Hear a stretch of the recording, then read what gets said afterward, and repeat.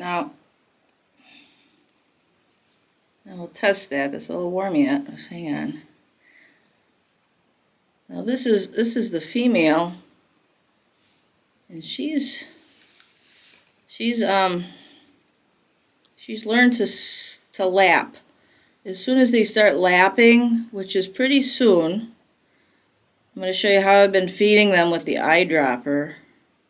But she's progressed actually to lapping it out of a bottle cap here. I have a little juice bottle cap.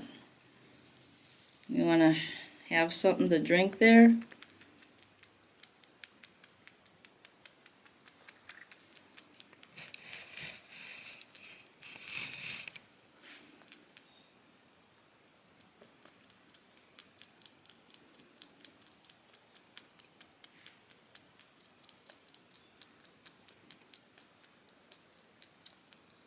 She'll drink about 3 eyedroppers full like this.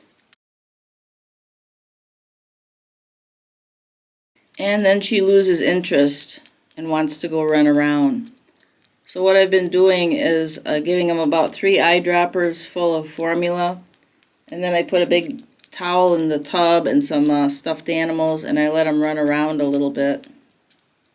Now she's already had her eliminating. I rubbed her gently, you stroke her with a very, very mildly warm tissue. Make sure it's not warm because, you know, their little privates there are very sensitive.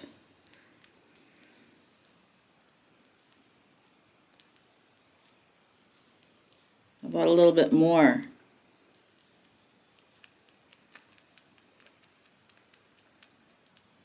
They might not like doing this right away because they get their nose in too far and it gets into their nose. But once they learn how to do it, now she learned how to do it. But she won't take her full amount like this. And at feeding them, I found it's good to give them a break in between times. Like I say, split the dose up. These guys are up to about 5 eyedroppers full every feeding. So what I want to do is break that up. First get them to eliminate pee or any pooping, and then I want to feed them 3 eyedroppers full. Then let them move around and run around in the tub a bit, and then I give them the last 2 eyedroppers full before they go back into their little incubator box. Now they still can't regulate heat. I'll show you how big she's gotten though. They used to both fit on my hand, and now basically she fits on my hand by herself. They started out at less than an ounce, and now she's up to 3 ounces. Now they're so big now, I'm holding them normally the way they would stand, and I'm making them eliminate. Now if they don't go before they eat, then you want to try doing this after they eat. And sometimes they do a big dropping that comes out, and you have to keep moving it out so that it doesn't contaminate any other area on them. You want to keep it as clean as possible, especially for the female. And he's not going right now, but he'll probably go after he eats, so I'm going to give up on that. But when they do a dropping, it's huge. It's long like a guinea pig dropping, if you've ever seen guinea pig droppings. These little guys are doing that. So he's not doing the dropping right now or a urine output.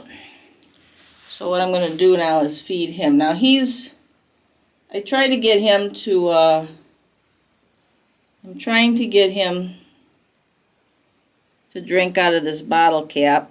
And he'll take a couple licks out of it sometimes. But then he's looking right now, yeah, he's looking around. He's developed slower. Now he was one of the 3 that had a head trauma. And the other 2 didn't make it. His was the least severe head trauma. So what I'm going to do with him is keep feeding him with the eyedropper. And the way I'm doing that is, because he has a lapping response, I put it right on the side of his mouth, and I'm holding him this way. I'd usually hold him facing me, but I put it right. He's going to try to root. Sometimes I'll put it where it goes between my fingers and gets caught in my two fingers here. I don't know if you can see, but I'm dripping it in between my two tightly clenched together fingers, and he's licking it out. Other times it's easier just to do it like this, which is putting him kind of against your chest. I don't know if I can show it on the camera, but and then letting the stuff go on the side of his mouth, and he will lap it right up. So you're kind of just putting a steady, slow stream of it right on the side of his mouth. I'm not even putting the eyedropper in his mouth. And he's lapping it up as it hits the side of his mouth. It's better not to put the eyedropper in their mouth like that, because if you put too much in, it can choke them. In this way,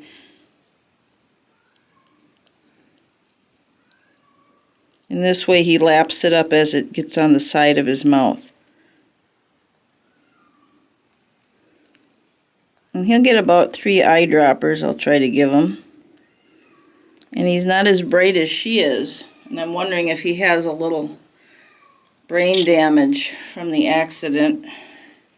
And I worry that he's not going to be a releasable animal, because I really don't need another creature around to be taken care of. And opossums are notoriously hard to care for properly. They need tons of exercise, because in the wild these guys would walk. They walk all night long. They're walking, searching for food, kind of nomadic. They might have a nest, but they don't necessarily go back to their nest. They'll maybe find a new place to sleep every night. If there's a good food source around and they don't have to go far, then they might stay in the same nest for a while. I'm going to give you one more here, guy. Okay, so he's just lapping that up. And when he gets resistant and doesn't want to have any more, and that's about 3,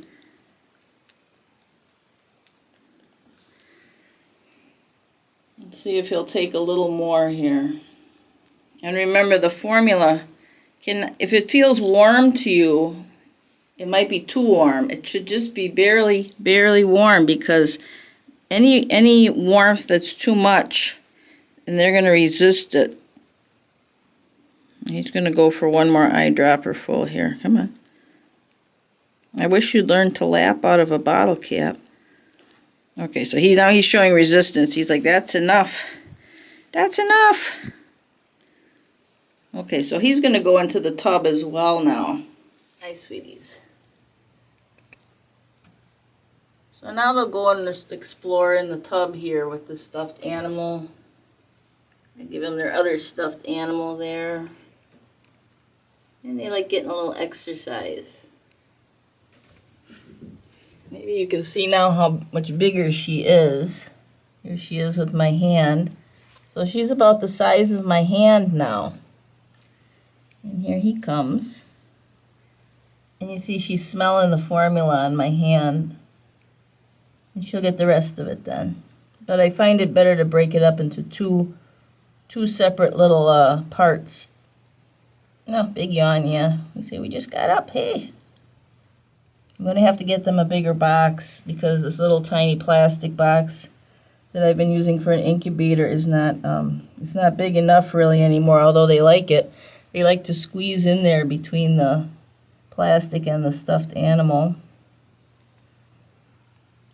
I said I was not sure these guys would even survive, because they were so small and weak, and they were so ice cold. Like I said, they all looked like they were dead. And you see how much smaller he is. He's smaller. He's catching up, though. He's putting on weight. Good to have a little scale. I pulled out a little postal scale that shows ounces.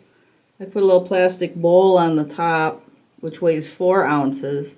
And then I put them in it and see how much they weigh. Now I'm going by the National Opossum Society website. I'm following their advice on everything. They have also advice about them getting a shot. Most wormers do not work on possums. They have a very short GI tract. So they recommend a certain shot, and we have an exotic vet, but when they get old enough, I'm going to have to call and see. This will get rid of any parasites they have inside. Now, once they're released, of course, they'll just regain those parasites. So in nature, these guys would not, of course, be losing their parasites. Whatever parasites they got from the mother's milk, they would have. But they recommend that because it gives them a little more edge at being healthier when they're released and less stress on their systems.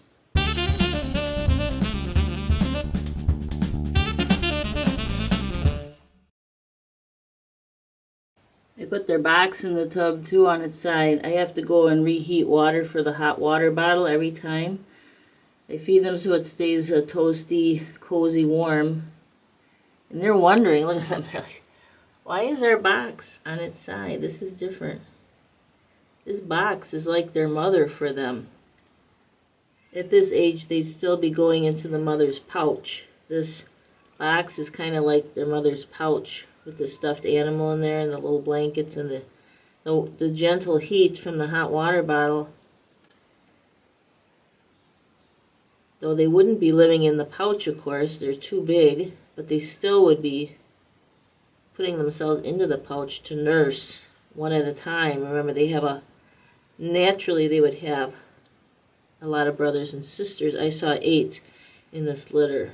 You know, and this isn't just feeding them at night. This includes heating up a kettle of hot water, heating up the pan for the food with the hot water in it, doing the dishes afterwards so that everything stays clean. And it is a lot of your time. Basically, you're giving your whole life to these little possums. And the way I work, it's flexible in the morning. I can run home. You know, I can work a few hours and then run home and feed them. But most people could not do this.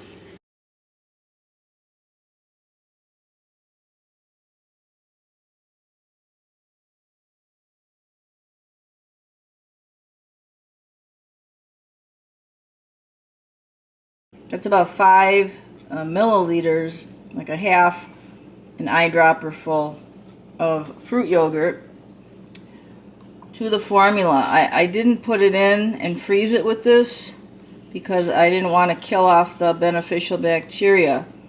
And I don't want to heat this up to really hot either so it doesn't kill the bacteria. So what I'm doing is just heating it up so it's slightly warm. Well, they moved to bigger quarters here. They still have their little incubator here with the hot water bottle at the bottom. I put in a pan with a wet paper towel because I think they're gonna try to poop on and go to the bathroom on something wet. In the wild, it seems like raccoons and possums like to go in streams or areas that are wet. Now, I put in a branch here that they can climb on, but they just seem to be smelling it. Maybe it smells like when they were out with their mom. Yep, there she goes up on it. That's their first try at climbing on it. Yeah, you can climb on that. I got it so it doesn't go all the way to the top here. So they hopefully can't get out. But you could go up on it and then go down into their little incubator bed there. You can climb on it too. And they're just smelling it and smelling it. And that's the thing, they put a tiny bit of fruit and vegetables mashed up there. Just thought they might like to taste it. I'm not sure if they will or not. I'm going to try weaning them within this next week here. They're a little over 3 ounces now.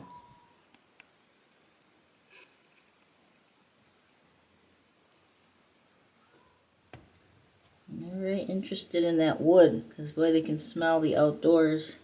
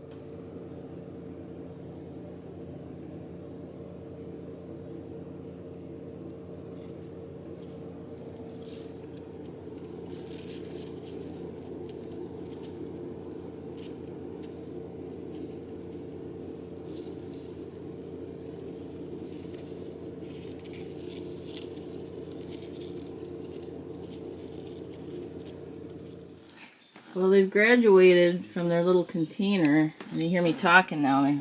They're down there. I still have the heating pad in here. Hey guys, good morning. They got this box. Now, of course, this is the problem. If you're going to release possums, you can't be thinking of you as the mom. But they're so tiny, they still think of me as mom. Come on up. Hang on. And what I did was I cut a mouse hole, but I left the bottom part as a flap, and I flapped it right into another box here. And this is their box that has a potty tray. I have a stick in there, and then I have a plate because I'm trying to wean them. And they've been doing pretty well. Hey guys, I'm going to bring you some breakfast. But you got to go down here. They're going to come right up my arm. What are you doing? He says, we're coming up. We're coming up. What are you doing here? We're coming up your arm, Ma. What are you guys doing?